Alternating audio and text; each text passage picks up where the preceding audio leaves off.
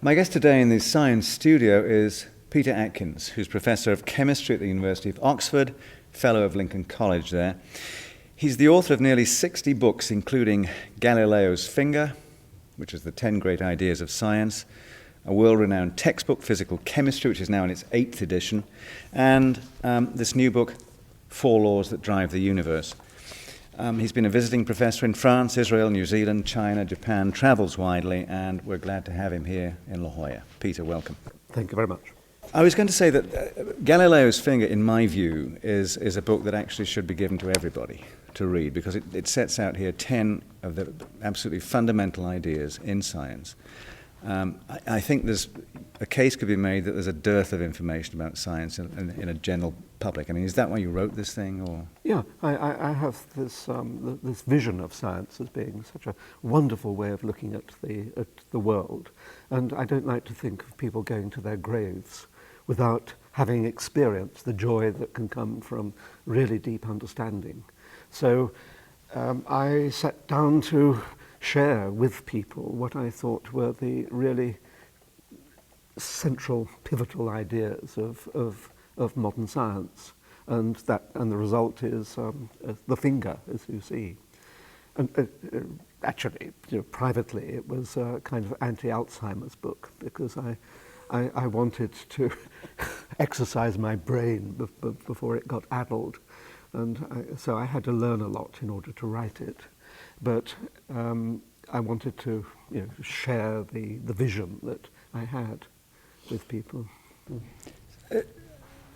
You quote here, there's one chapter here which is basically about the second law of thermodynamics. When I remember reading some years ago your classic text on the second law of thermodynamics, let me link that to the famous quote by C.P. Snow, who said that not knowing the second law of thermodynamics is like never having read a word of Shakespeare. And he was making this connection between, there were two cultures, and we should try and get rid of that more people should be scientifically literate, and scientists themselves should be humanistically literate, I suppose. Take me into that a little bit. Well, I think when I begin my lectures to my undergraduates in Oxford on the second law, I begin by saying that, in my view, no other law has contributed more to the liberation of the human spirit. And of course they giggle, because they think that's hyperbole and so on. But I actually think it is true. And I think the second law of thermodynamics, which is this example of difficulty and complexity and erudition in order to understand it, it's none of those things. What it is a way of looking at the world that enables you to understand why anything happens at all. And I think at the very minimum, people ought to know in the world why anything happens, because they're surrounded by things that are happening. And it's extraordinarily simple too. All it says basically in a simple way is that things get worse. And everyone knows that anyway. But to be slightly more precise, it implies that matter and energy spreads in disorder. And so it gets worse in the sense of the quality of energy is declining, because it is less useful when it is dispersed than when it is collected in a small region. But the extraordinary thing is, and really the beauty of the second law, is that you can tap into that dispersal of energy with gear wheels, pistons, or biochemical processes, metabolic processes, and so on, and use the dispersal of energy, this sort of corruption of energy, to drive other things into existence. So we eat, and the metabolic processes inside us really disperse the products of digesting the food and the dispersal of the energy, and they link that to other processes that go on inside us, like the joining together of amino acid molecules into a protein. So as we eat, so we grow. And so you can understand, our growth. But we can also understand why an engine in an internal combustion engine works as well, why a steam engine works, why anything works. And we can also really begin to understand what drives the mental processes in our brains as well, because that could be seen to be a way in which the dispersal of energy through metabolism and so on, linked by metabolic processes, organizes the more or less random electrical and chemical currents in our brain and turns these random currents into coherent currents, and that is manifest as works of art, acts of valor, acts of stupidity, acts of understanding, whatever. So you really do find the springs of creativity by looking at this extraordinarily simple law. You had a question in the chapter on entropy, which was why do men have nipples? Yes. And you made a link between the two. Would you just run through that? Because I thought that was a very interesting analogy. It doesn't sit quite as well in the book as I first wanted to, because I wrote the book backwards. Because I'm a bottom-upist rather than a top-downist, and so I wanted to put gravitation and all that sort of stuff in first, and then and then energy, then entropy, and so on, and then end up with evolution, because evolution is just a manifestation of the working out of the second law using the fangs of cheetahs, basically. But on reflection, I decided that having a chapter on general relativity first might dissuade people from reading the second chapter. So I turned the book inside out. And so evolution now precedes the second law. So that particular remark that you've reminded me of doesn't sit quite as strikingly in the book as it was when I first wrote it. But the second law, saying that things get worse, really does manifest itself as the emergence of the biosphere through evolutionary processes and so on. That everything from the first replicating molecule to ourselves and whatever will follow us has been driven by the processes that are summarized by the second law, and the fact that men have really emerged from their ancestors still with their nipples intact is really a sign of the second law at work.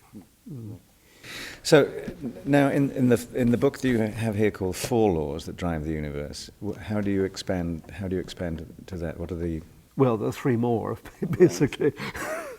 And the trouble is there are four laws of thermodynamics, and the most complicated thing about thermodynamics, in my view, is the numbering of the laws, because the first law to be formulated is the second law. The first law was the second law. The zeroth law was an afterthought, but is more basic than the first and the second, so it had to be called zero rather than one. And then you've got the third law, which was discovered fourth. but in a sense, once you've got past the numbering of the laws, there are just four of them. The zeroth law is really a statement that enables you to specify what you mean by temperature. The first law is effectively the conservation of energy, so it enables you to talk about the extraordinary fact that whatever amount of energy we were given in day dot, we've still got, and we can't do anything about it, and so there's never going to be an energy crisis because we're stuck with the total amount of energy. The second law, the third of these laws, is about entropy and so on. And whereas the first law is about the quantity of energy, the second law is about the quality of energy, which is ineluctably declining. The quality is declining. So we're moving towards an entropy crisis, not an energy crisis. And the third law is a slightly more sophisticated law, which enables you really to apply the concepts of thermodynamics in a very fruitful way to chemistry. All right, now, so given the difficulties of explaining this, I assume for a general audience, I mean, what happens when you get the sort of the devil's advocate or the devil's Luddite problem, I suppose, which is, look, as long as the car starts when I turn the key, that's all I want to know. Yeah, but I can listen to a piece of music and take pleasure from a simple wallowing in the sound. I can take pleasure from a sculptor, painting and so on, simply by looking at it and thinking that it's pretty. But the depth of enjoyment comes from understanding what lies underneath these things. To understand the structure of music really is so rewarding. You don't always need to turn on your understanding mode, your comprehension of the structure of a piece of music in order to enjoy it. But if you choose to, then it deepens your enjoyment. And I think that science is all about, well, not all about, but one major activity that science achieves is the deepening of enjoyment of being alive. And to understand why things work, why anything happens at all, which science provides, deepens one's enjoyment of being alive. I think science is useful, of course, and is the only reliable way we have of discovering anything about the workings and nature and fabric of the world. But on the other hand, it is also an instrument of pleasure, because it just enables you to look at anything and say, I understand why that is so. Do you know, can you put your finger on when you thought you knew you had to be an explainer? It probably came as I discovered that I was not much of a discoverer.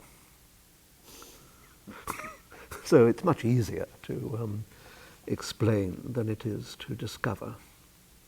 And I have the greatest admiration. Do you think that? What? That I have the greatest admiration, or that... No, sorry, I interrupted. I was wondering if you really thought it actually is harder to discover than to explain. Of course. Yeah, I mean, yeah. I think I was going to say really that I have the greatest admiration of those who can go out into the world and turn over an intellectual stone and discovering something that has never been seen before. I think that's quite an extraordinary talent. And the thrill that comes from new discovery, it's Columbus-like, really. And I've given that up because I did some of it in my youth and my Middle Ages and so on. And got a prize? There were some prizes for that? Yeah, but nothing serious. But I then found that I had some sort of talent for exposition.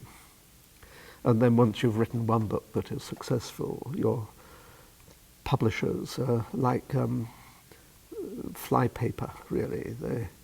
They trap you, and you can't flutter your wings and get away. And so you get drawn into more and more exposition, which is much easier. And what you're doing is expositing on what geniuses have discovered.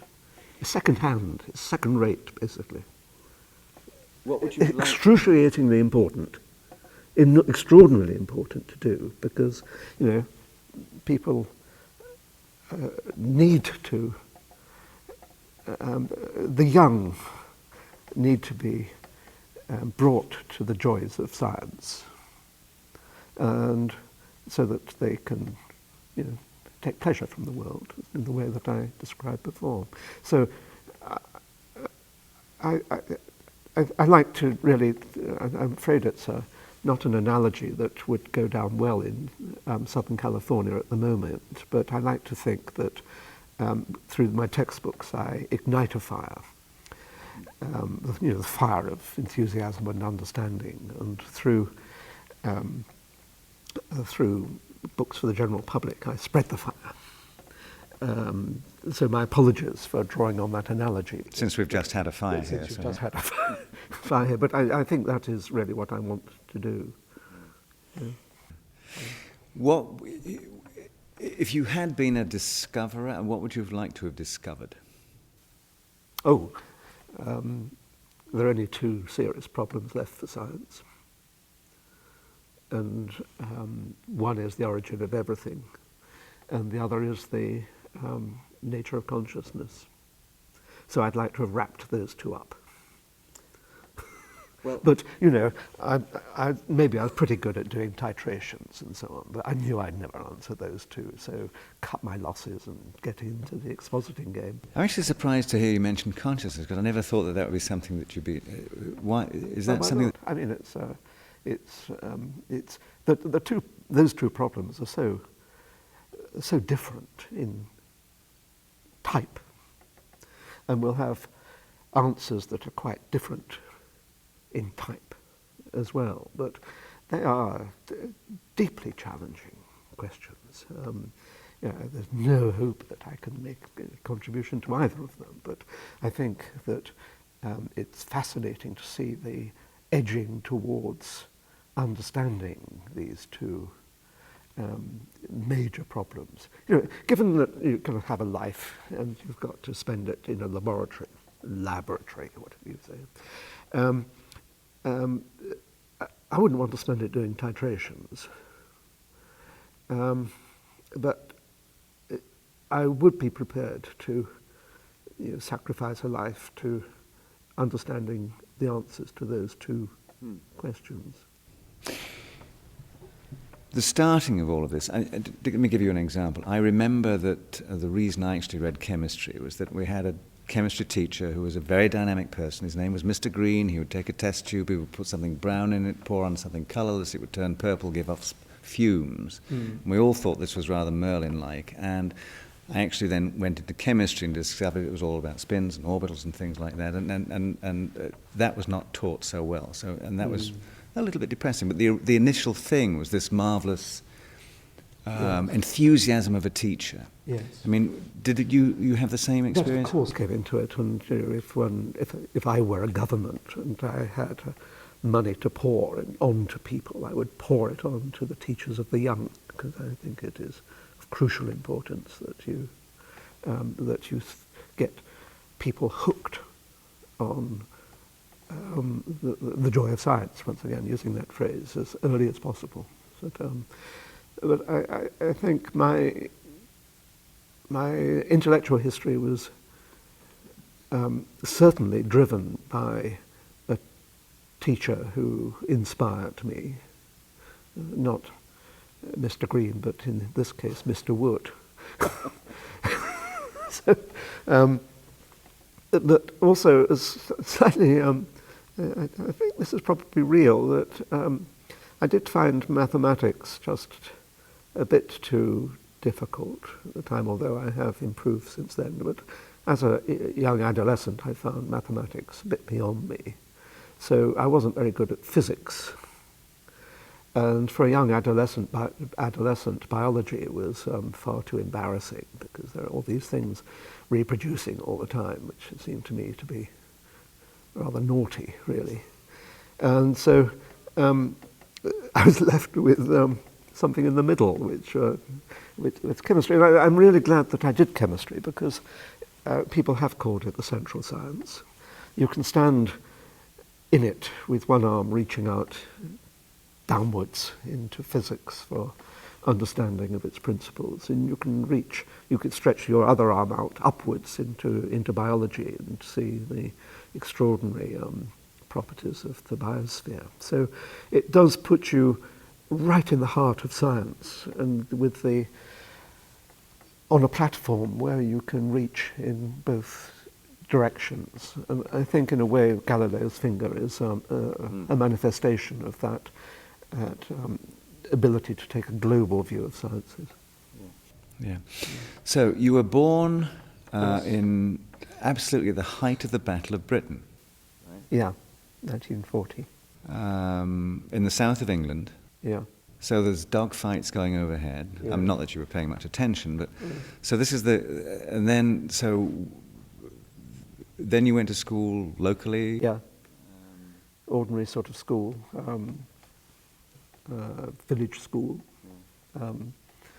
Then to what in England we would call a grammar school, which was a kind of selective school. Then I dropped out at 15. Because? I couldn't stand it. In particular, I couldn't stand the sport. I can't remember, how can you drop out at 15? Well, because... is it legal?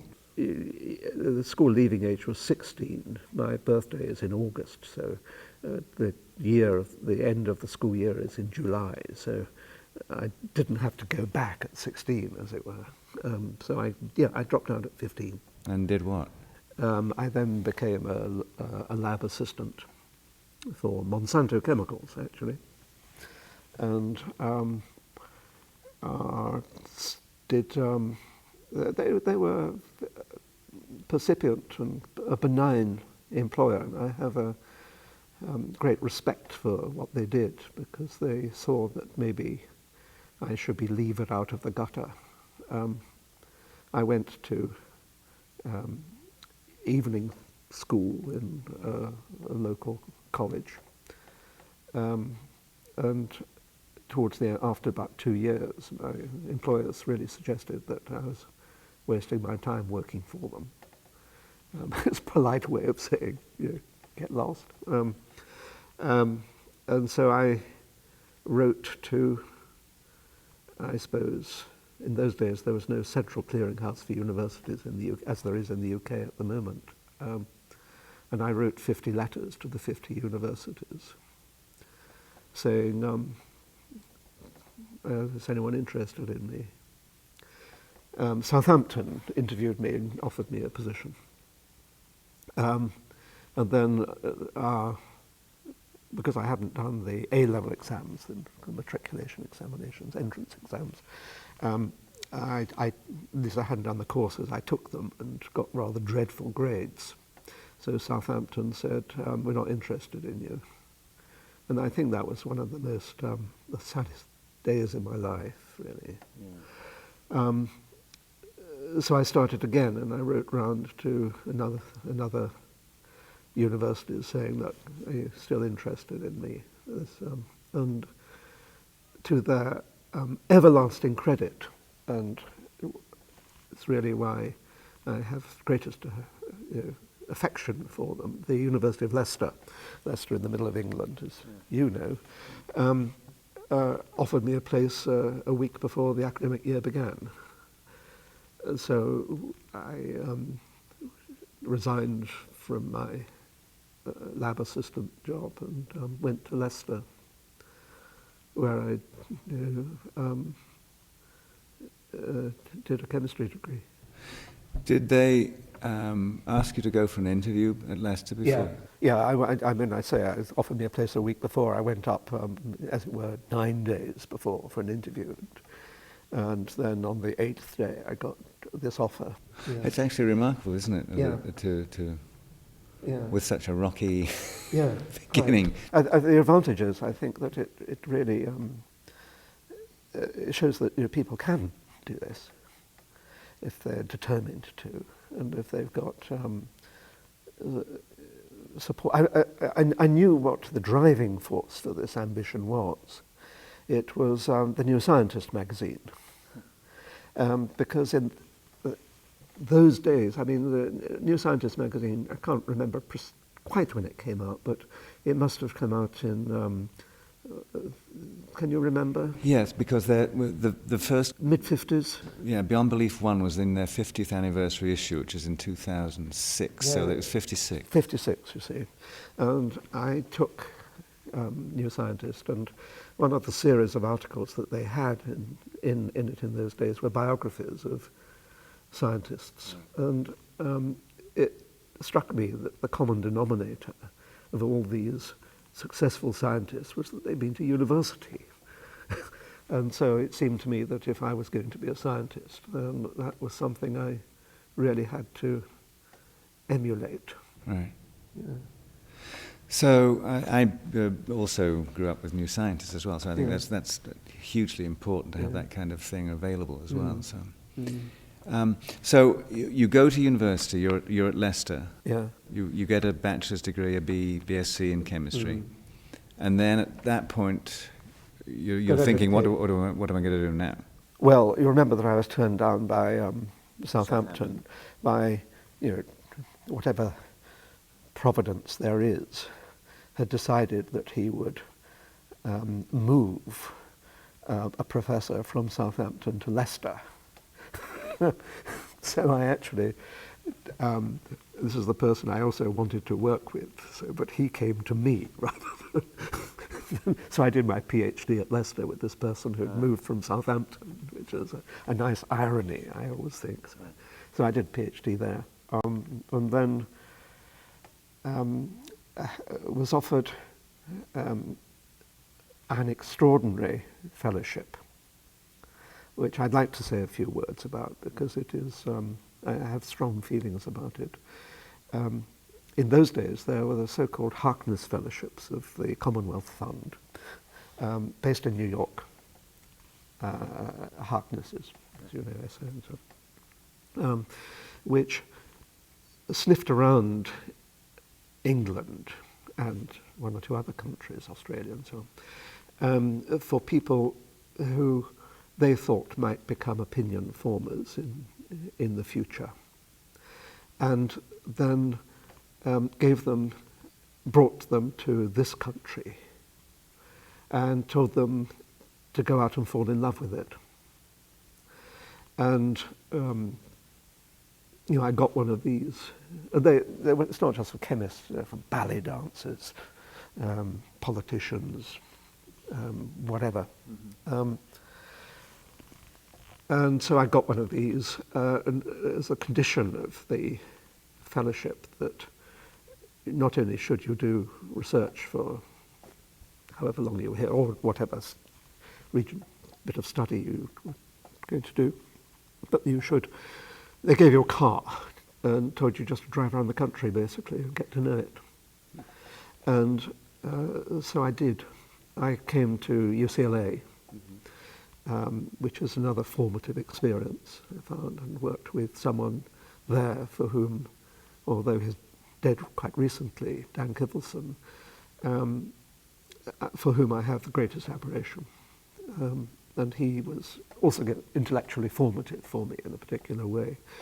And then towards the end of, I suppose, May, I was there for a year, nearly a year, came in September. In May, got into this car and just drove everywhere and got to know this extraordinary country. And then went back to Oxford, where I'd been offered a position. But that particular programme, I think, was a jewel in the crown for bringing all sorts of potential friends of this country to this country and letting them see how it worked, letting them meet the people, letting them see its beauty, letting them to see something less than its beauty in some places. And then the Harkness Foundation, about, I suppose, 10, 12 years ago, terminated the programme, cut it down, and applied their money to what they thought was more appropriate.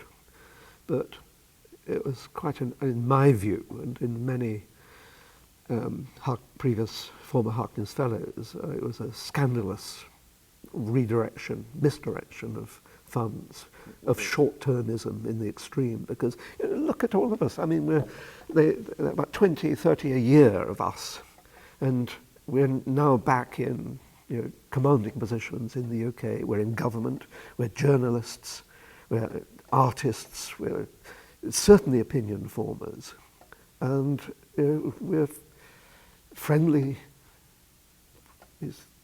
We're judiciously friendly. I mean, put it that way. We're not just head over heels in love. We're just judiciously friendly with this country, and for that flow of friends that you need now more than you've ever needed, terminated. I think it was a dreadful decision, really. The money was directed to what instead? Well, to bringing people, social workers and things like that, worthy people, but not people who control the wheels. Yeah. Parents, did they have any interest in? I'm just flipping back a little bit because we sort of got very quickly through the none whatsoever. I mean, no interest in science. None whatsoever. No. In fact, I was a deep disappointment to my father, in the grounds that he thought he'd have a son who could go to football, soccer matches, and with him. But since I hate sport viscerally, that didn't come off, and deep disappointment to my mother, who wanted me to be useful, be able to be a plumber or something like that, and I wasn't a plumber. I was not terribly useful. So perfectly nice people, but not formative influences. Not formative. Yeah. Did you toddle off to the local church and do Sunday school? Oh, yeah. Parents in those days found it an ideal way of getting people out of their offspring out of the house, and these one day a week. And so certainly I went to Church of England, sort of church. When did you start thinking about religion and or not? When I got to university. I can be quite clear about that. It was the liberation of thought that I encountered when I moved away from home and came into an academic environment of a university. The interesting thing is, and Dan Dennett made this observation in a talk fairly recently, that if you actually do nevertheless apply the information, even religious information, religious studies and so on, that people can then make their choices later on. And I was remarking that the English system, which has that in place, T.H. Huxley, Thomas Henry Huxley, Darwin's bulldog, was in fact very instrumental in putting that into place. Of course, a scientist, a man who defined himself as an agnostic. I think he was the first use of the word almost. So you get to university and the scales fall off. Exactly. That's exactly what it was, really. Other people at university at the time that who did you meet? Do you have any memories of people that you met? Oh, yes. Formative influences also? Well, the only real formative influence was my PhD supervisor, who had a funny man, really, but had an extraordinary insight into the nature of matter. He was no use as a mathematician, and he was an awkward customer to other scientists, so I got on with him warmly. But I think, since in my books I do try to stimulate insight and convey insight, and I can certainly trace that sort of attitude to him, and I respect him for that. Dan Kivelson, the next person along in the list of, and I mentioned him, who was when I worked with him at UCLA, also had insight, but he really also had some mathematical ability. He was able to express concepts he was able to mathematize concepts, and that became a very important component of my toolkit as well. So what kind of science were you doing? Let me context that in Yes. the sense that the general image that people tend to have is the sort of Crick and Watson double helix thing. You go into the pub, you have a couple of drinks, you fiddle with some Tinker Toy models, you have a double helix, and you get a Nobel Prize. So what were you actually doing? Was this bench work? My PhD was on bench work. It was using electron spin resonance to study the radicals, free radicals, that are produced in a variety of materials by radiation damage, really, and trying to infer the structures and electron distributions in these radicals. And although it was bench work, I drifted towards theoretical analysis. And when I joined Dan Kivelson, it was also related to magnetic resonance. But it was entirely theoretical then. Is this anything that you, as an ordinary member of the general public, could connect with in any sense? Well, radiation damage is clearly something that people can connect with, and we were looking at radicals produced in phosphates like bone and so on. So potentially there was some interest, medical interest in that, although we never went down that particular path. The stuff I did with Dan was much more recondite. When did you start lecturing, and when did you start writing? Lecturing when I got back to Oxford, so 1965, when I just started to lecture like everyone. And writing, the first book was in fact an elaboration of my PhD thesis, which I did with my supervisor, and that was published in about 1969. I was writing it while I was travelling around this country. But when did you decide you wanted to communicate for a more general audience? That emerged. I mean, the first textbook was 1970, and it was at that point that I was on the sticky paper of my publishers, and I enjoyed writing it and felt that it enlarges one's reach. So it enables you to spread your approach and attitudes to a topic out of your classroom and touch minds throughout the world. In your view, now having written these books and so on, thought widely across different realms of science, I mean, who do you think were the great scientific geniuses? Who's your top five? Oh, my top five. Or three. Yeah, or three, or whatever. Well, it must be someone like Newton, who was able to bring mathematics into science and give humanity extraordinary power of prediction, not just prediction, but of setting up theories with spine that they could stand up to experimental investigation. And his intellectual descendant Einstein, of course, who did the most remarkable things with mathematics in terms of their application to the world. Darwin must come into that pantheon because he saw this essentially simple idea that accounted for the biosphere, which is, I mean, the great ideas of science and the great scientists are those who have acorns of ideas, but which flourish into forests of oak trees of explanation. And Darwin certainly did that. Galileo comes into it because of his emphasis on the scientific method. So I would certainly put those. I could certainly do, rank two. Those were going to rank one of my paradise. All men. Yes. I mean, women didn't have much of a chance in the old days. There's no excuse now for them not moving on to the pantheon of the brilliant.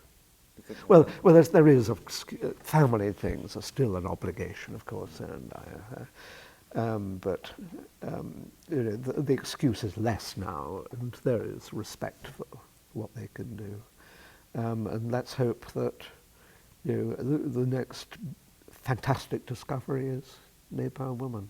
So, I want to go back to those four, but just very before I forget this, why is the book called Galileo's Finger? It's quite an interesting title, I thought. But no, that's one of the reasons. I think it's. But the real reason is, well, sort of a real reason, is that I'm using the finger as, and there is an actual. The irony is, of course, that Galileo's finger was cut off while his body was being moved to where it currently lies in Santa Croce in Florence, Italy. And it's in a pot in the Museum of the History of Science in Florence. And the irony is, of course, it's probably the only true relic in the whole of Italy, in fact.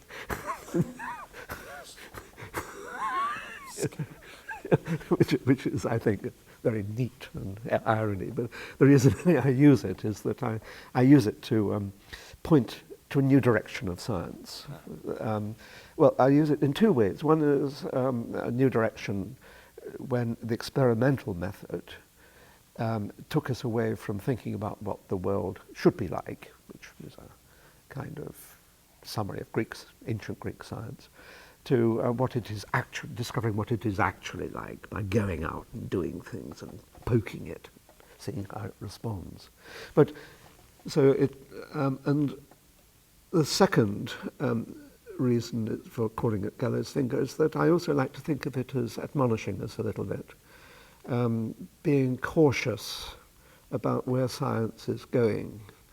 The worries of cosmology and string theory not being, perhaps never being testable in a certain way, and going back effectively to Greek science. So it's both a new direction but an admonishing icon, if you like. All right, so let's just put these four together again. We've got Galileo, who has a certain problem with the church in his era, and finally gets an apology 300 and whatever it was years later.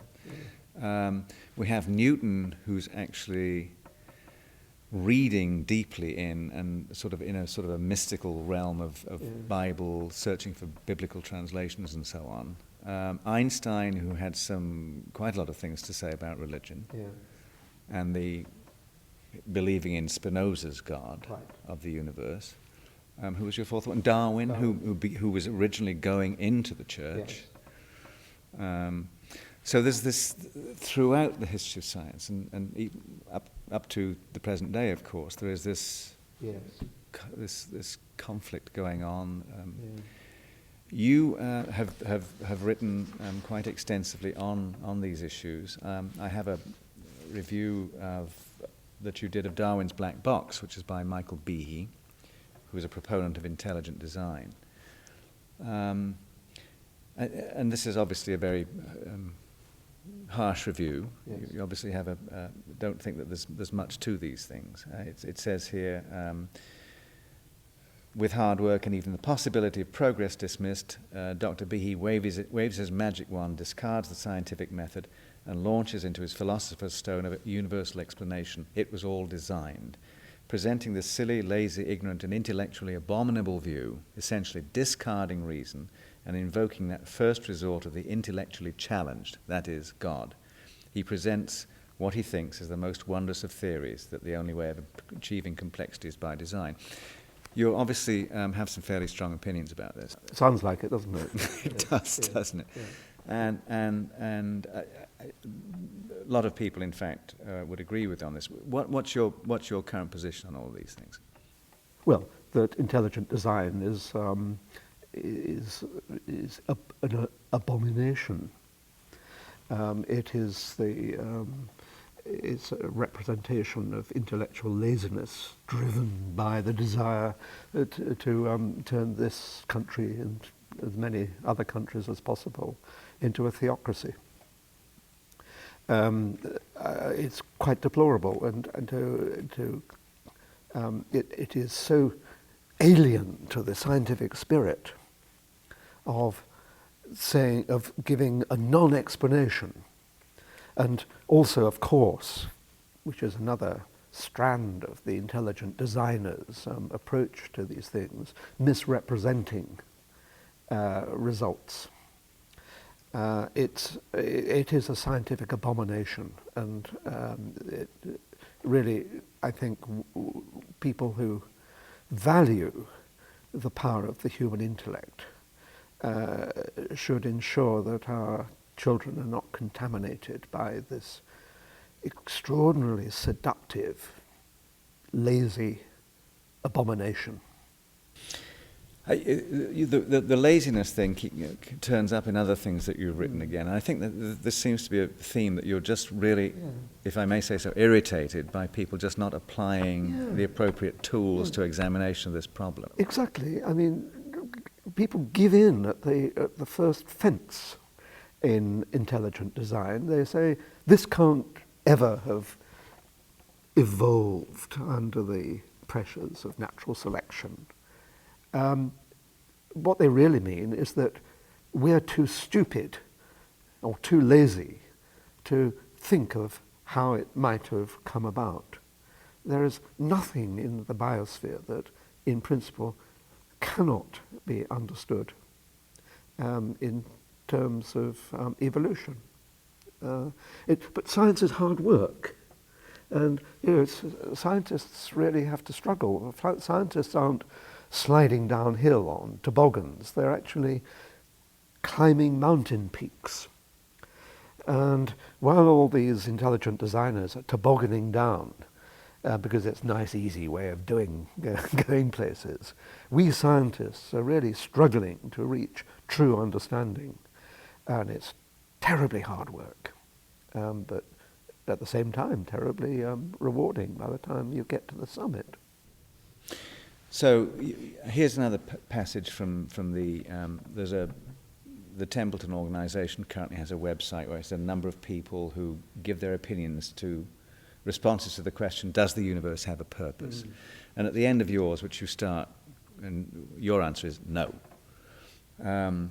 You should say, we should not regard as great the questions that have been invented solely for the sake of eliciting puzzlement. I regard the existence of this extraordinary universe as having a wonderful, awesome grandeur. It hangs there in all its glory, wholly and completely useless. To project onto it our human-inspired notion of purpose would, to my mind, sully and diminish it. Yeah. I wrote that. I'd forgotten I'd written it. I'm glad I did. It sounds rather good the way you read it as well. And I believe every word of it.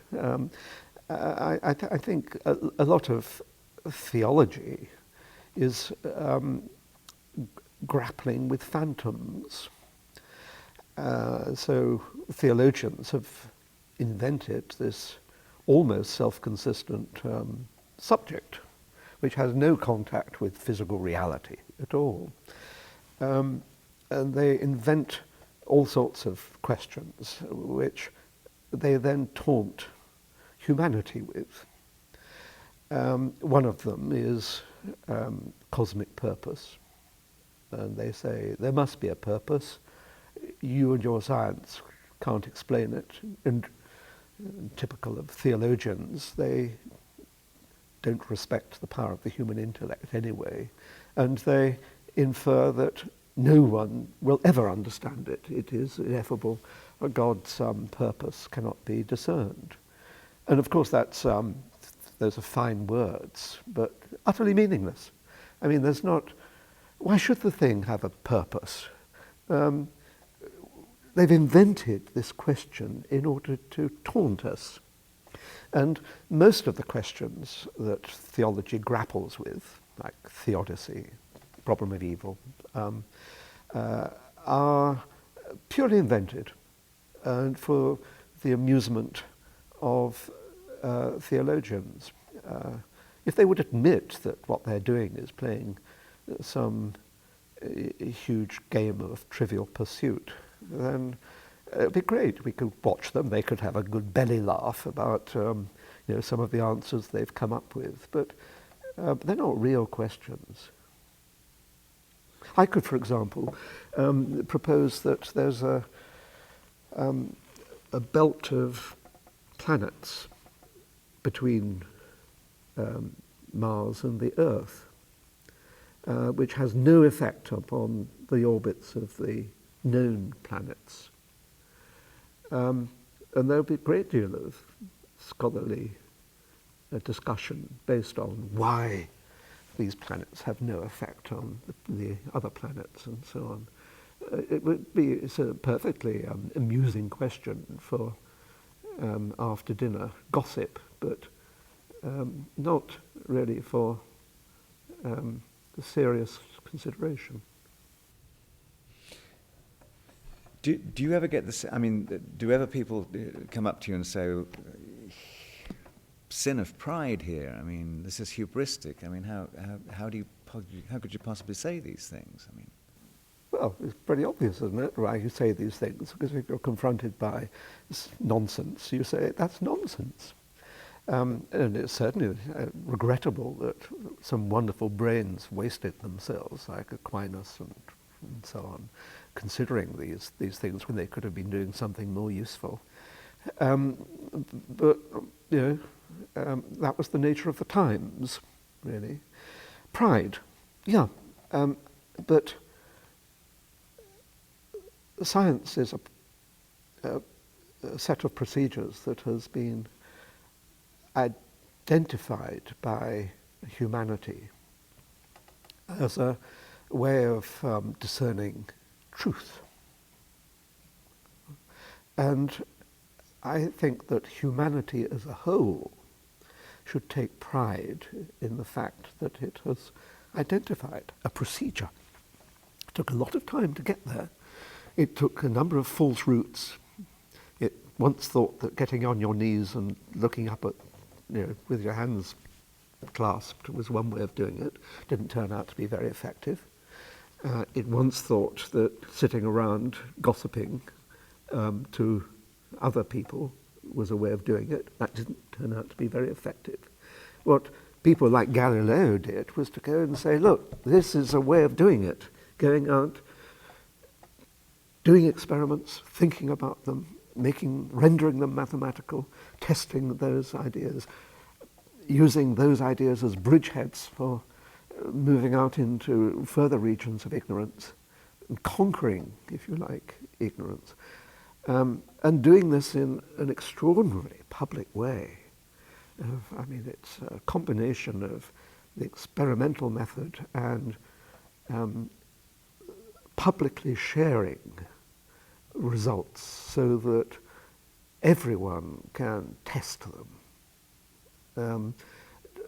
Those two really prongs of the scientific method, pretty obvious really, but it's proving to be a way of discovering the truth. We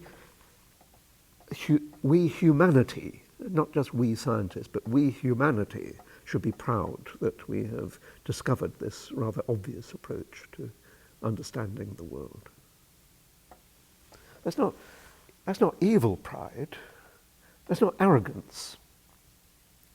That's it's justifiable pride, like just being proud of your child. Well, now, you've been married, you have a child, right? Yeah. You have a daughter? Yeah. Whose name is? Juliet. Same as Richard Dawkins. Yes, exactly. To Juliet. Quite so. Often the point at which people start looking for meaning or despairing of the fact of extinction and cold vanishing is because they see the dissolution of relationships and so on and so on and so forth. This has never touched you? Oh, constantly, perpetually. I mean, it's dogged me throughout life. I mean, in the sense of breaking of relationships, yeah. But in terms of personal annihilation, death, if that's what you're driving towards, and the fact that when one's gone, that doesn't trouble me. So, but does your daughter have any religious interest at all? Any views on religion? Not in front of me, she doesn't. I don't think she does. I think she is a very cynical person, and I think I find religious belief rather incompatible with cynicism. Yeah. So, let's go back to the. I want to just revisit for a moment the state of science education. Yes. Last year, when I was back in England visiting my mother, there was an issue of the newspaper, The Observer, Yes. which had a big article called The New Age of Ignorance. Mm-hmm. And basically there was a panel of 7 well-known scientists or scientific commentators, presenters of science Yes. TV programs. And they were asked some what appear on the face of it to be fairly simple questions. Yes. Right? Why does salt dissolve in water? Why is the sky blue? Roughly how old is the Earth? What happens when you turn on a light? And is a clone the same as a twin? And what's the second law of thermodynamics? Yes. And I think it would be generally agreed that with a very few exceptions, these people who at least should, in theory, have known some of the answers, got some fairly appalling responses. So, for example, what is the second law of thermodynamics? Well, it's about the conservation of motion, I think, but I'm not sure. Well, that was not a good answer. Why does salt dissolve in water? There's some really bad answers here. There's some estimates of the age of the Earth ranging up to 60 billion years instead of Exactly. 4 point whatever it is. No, but my point is that how is this? If this is representative, then it's very hard to chide the great general public Yes. about not knowing stuff if the people who are supposed to know it don't know it either. I mean, how do we get this stuff out there? This survey is quite extraordinarily embarrassing, and I'm sure that those who took part in it, I don't think we want to name them. No. Although let us refer people to the Observer website.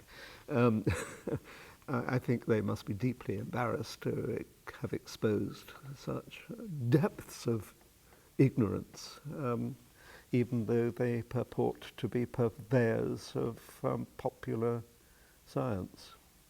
But what do we do about it? I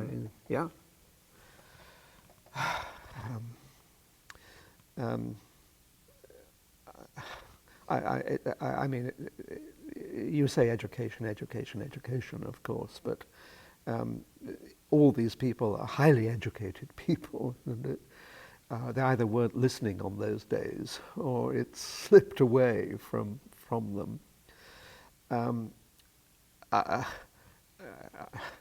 I mean, the level of scientific literacy in the general public of all countries is deplorable. I honestly don't know what to do about it other than doing what I'm currently doing, which is trying to write books that distribute things. I'm not quite sure of the kind of answer you're hoping that I'll give there, because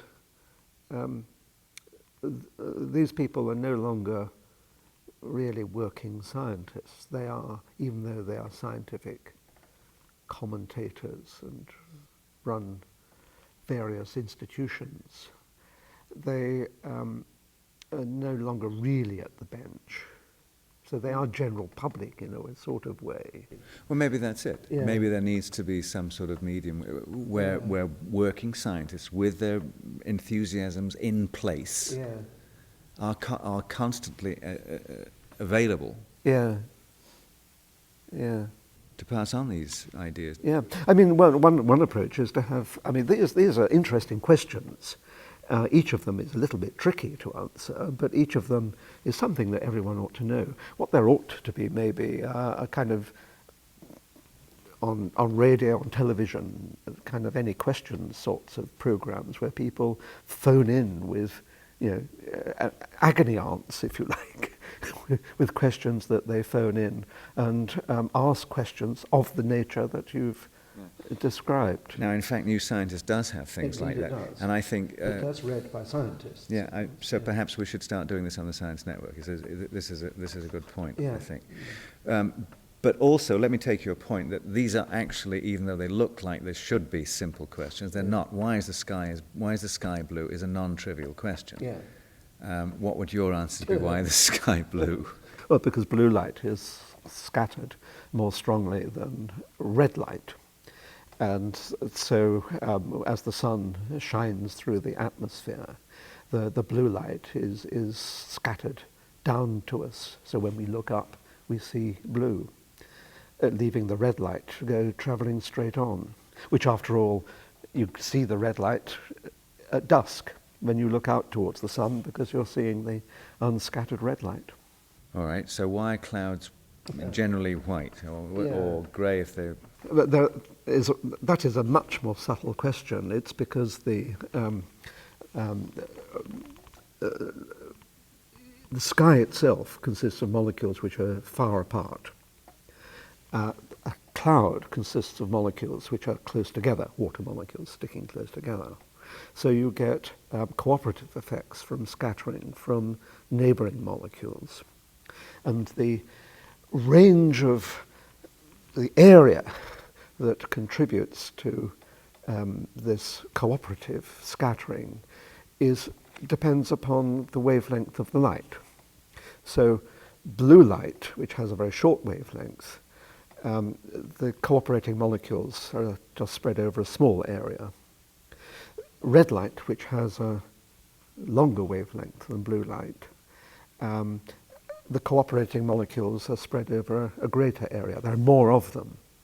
And so the two effects cancel. So although blue light is scattered more than red light, there are more molecules in the region that scatters the red light. And so the two effects cancel, and the blue and the red light and all the intermediate colours are scattered effectively to the same extent. So the white light bounces into our eyes as white light. That would be my answer had the newspaper telephoned me. I think they would probably take it as the correct answer. What were your most important mistakes and what did you learn from them? When you asked a similar question to Dan Dennett at this table, he gave the best possible reply, which was it would be a mistake to answer that question. But I wonder if it's possible to... well, of course, there's a whole lot of personal mistakes that I'm not interested in exposing to you. Scientific mistakes?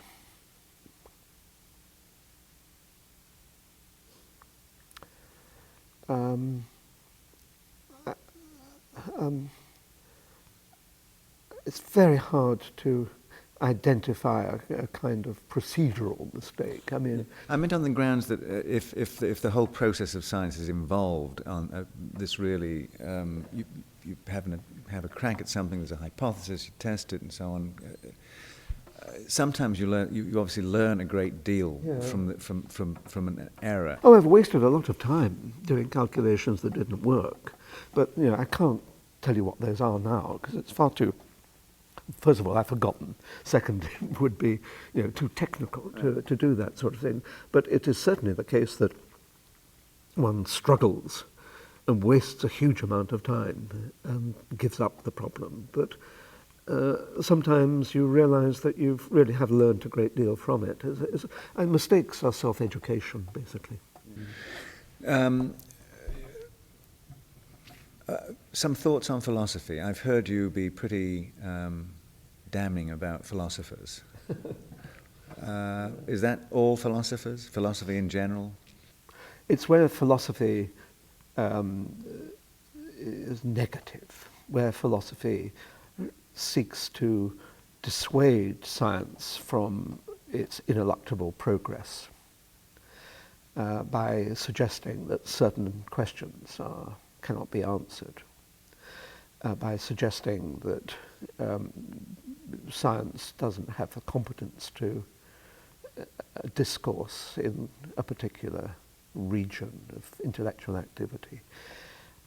I think philosophy is quite useful in terms of clarifying ethical problems at a certain level, at a superficial level, everyday level, basically.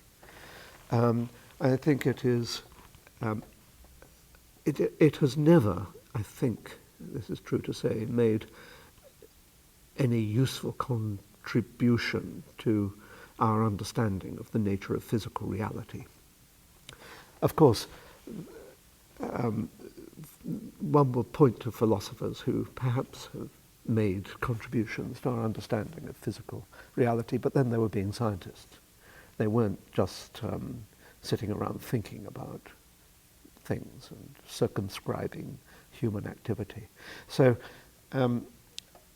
and you get sort of destructive philosophers as well, the social constructivists and people like that who are really undermining the integrity of the scientific method.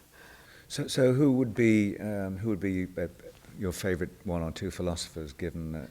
Well, Dan Dennett is clearly a wise philosopher who strides through the world, examining misconceptions and doing it in a thoroughly charming way. And I have all the time in the world for him. Historically? Hume, of course.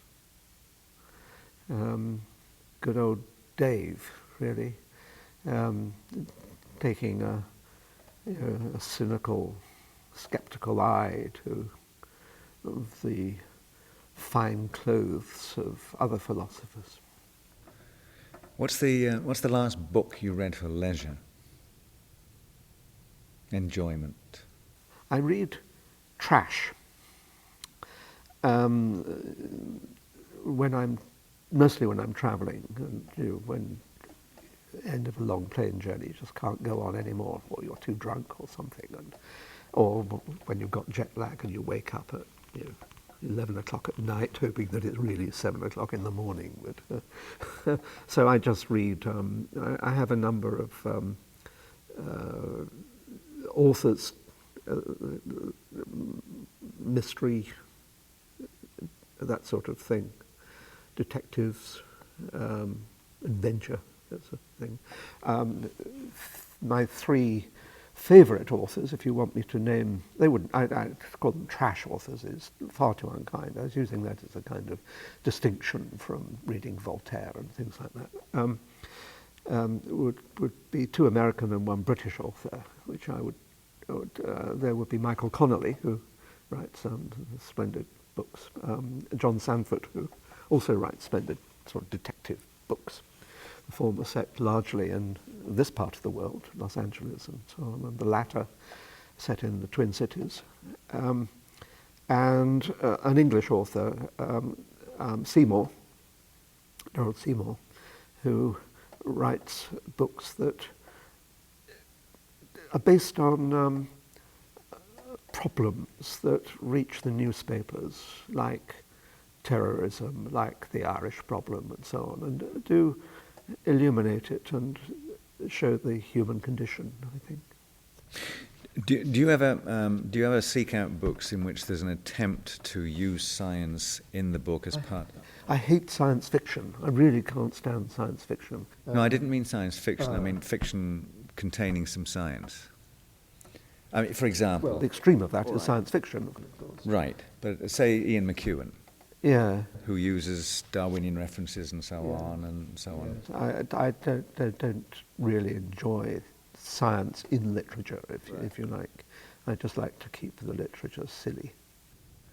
All right. So what do you think about this whole notion that we started with, the whole CP Snow 2 cultures thing? You don't seem to have much enthusiasm about the notion of trying to effect some sort of a marriage or at least a partnership between sciences and the arts? Oh, no, absolutely contrary to that. I spend a lot of time at meetings and with colleagues discussing analogies between and differences between artistic and scientific endeavour. I think it is deeply rewarding just to, as I use that expression in connection with the scientific understanding, but it is deeply rewarding to be imbued with art in all its forms. It feeds the soul. Do you like you like music a great yeah. deal? Classical music or all forms? Or? Classical. I don't like much pop music, as it were. That's classical music is my. Now, the other thing I noticed is that when you gave a talk here, your PowerPoint, your slideshow was about the most professional I've ever seen. It was very, very elegant.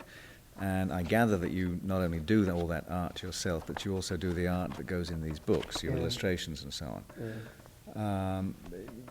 How did that start? Just got into it? Control freak. I didn't want to give up another channel of communication to an artist. I wanted my own vision to be conveyed to my reader's eyes without passing through the body of an artist. And I've become more sophisticated as time's gone on. In a way, doing the art is sometimes a relaxation from wordsmithing. That you've wordsmithed all day, and to picture smith for a bit is a nice relaxation, different mode of activity. It's refreshing. But control freak, does that extend throughout your life? Absolutely, yeah.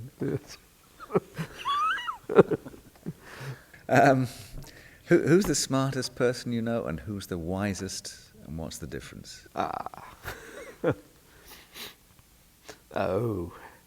The smartest person I know is dead. I'm thinking of a colleague of mine in Oxford who died 4 or 5 years ago, who you could talk to him about anything and he could make interesting comments on just about anything. He was totally ineffectual in producing anything. So he was a kind of court jester, basically, in my college. But it was always a pleasure to talk to him. One knows that one could have a penetrating discussion with him on just about anything. He made most of it up, of course, but he was smart enough to do that. Wisest, I'm going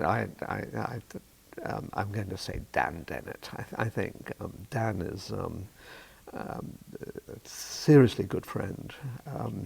You have an interview with him in this series, and if people want to see why I think he's perhaps not the wisest person, but you're up on that ring of paradise, simply go to that interview and you'll see why I think it's an extraordinary display of broad wisdom.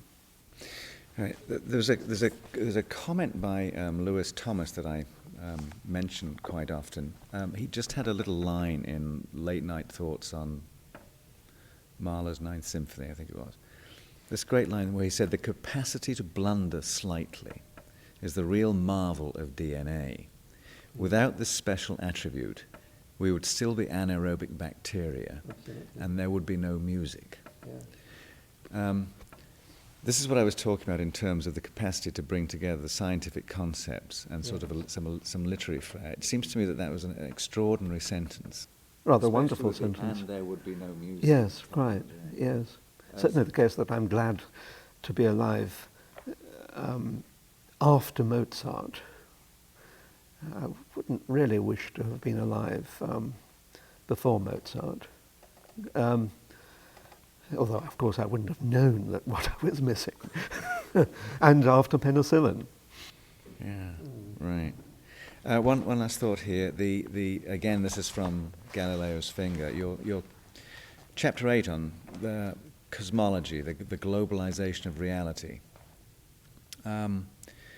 Science is often, I want to go back to this point that I made earlier, we didn't fully cover it, I don't think. Science is often considered to be arrogant in abrogating to itself, in the eyes of some, my own included, the claim to be the sole route to true, complete and perfect knowledge. Yet some of its greatest achievements are extraordinarily humbling. Nowhere is its achievement so majestic, and this abject humbling appropriately so complete, as in its role in putting man in his place in the world. Yeah. Would you just like to gloss that a little bit for me? Well, the pride we've just touched on already, the pride of being able to discover a method of discovering truth. The humbling is the nature of the truth that we thereby discover. In particular, the fact that we are not the centre of the universe, that the universe was not designed for our comfort, or more reasonably our discomfort, if you look at it with a more cynical eye. So everything we discover cosmologically really diminishes our place progressively, our centrality in the universe, in the sense that first of all, the Earth was the centre, then it was shoved off to orbit the Sun, then the Sun is really shoved off to the edge of a galaxy. The galaxy is not particularly special, certainly not central in any way. Even the universe itself might simply be just one of an infinite number of other universes. So our pettiness is increasing. And so in that sense, we are being progressively humiliated. But at the same time, we are discovering that we are being progressively humiliated. And I think that's an extraordinary ability in which we should take pride. I think that's the point that has a lot of people disturbed, though. It's a huge operation. We don't know exactly when it began. We don't know how it will end. We know something of what's going on in the interim. Don't you ever... I'm thinking now of Philip Larkin's poem, or Bard, where he's waking up in the middle of the night or early in the morning, and has just gone through this chilling realization of how finite things are. Yeah. I mean, do you ever get gripped by these kinds of chills? Well, it's how infinite things are, not how finite things are. Do I get gripped by these chills? No, I'm quite content to be pettified. To be part of this extraordinary cosmic thing.